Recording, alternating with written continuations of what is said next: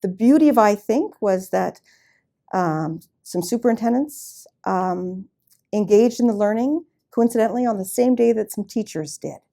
And we found it exciting and exposed our senior team to it. But at the same time, some teachers were finding this very, very meaningful.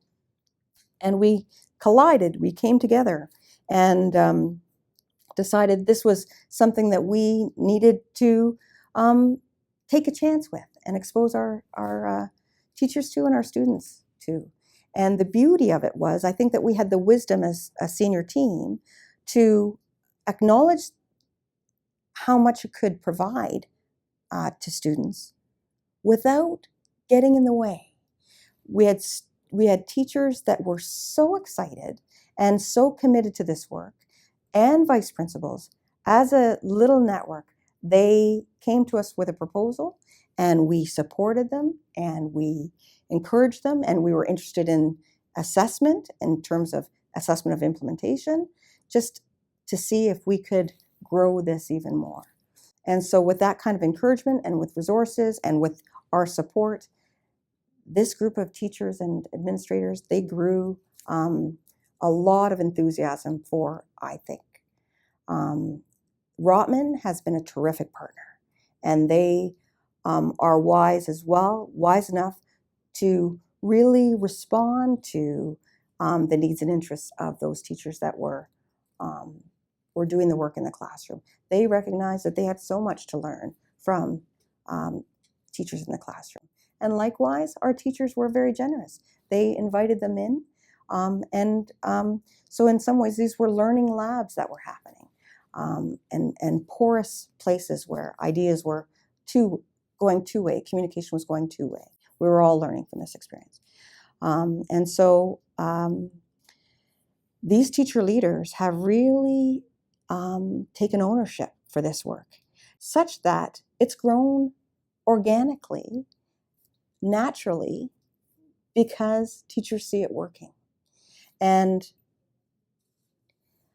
you know, our teachers are dedicated folks. They will get fully behind work that makes a difference for students. And that's exactly what happened with Rotman and the I Think program, was that teachers were getting excited. They would invite other teachers into their classes.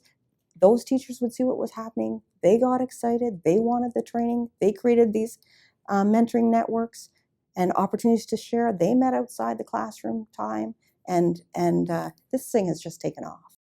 The value of the tools is, again, if we think about the learning conditions, and that you want to create those classroom conditions that invite diverse thinking and that invite creative problem solving and that invite voice, the voice of the students, and many voices of students. That's what that Rotman thinking supports. The tools themselves, unless you've created those conditions, aren't going to be really meaningful. But the tools themselves help students to see multiple perspectives.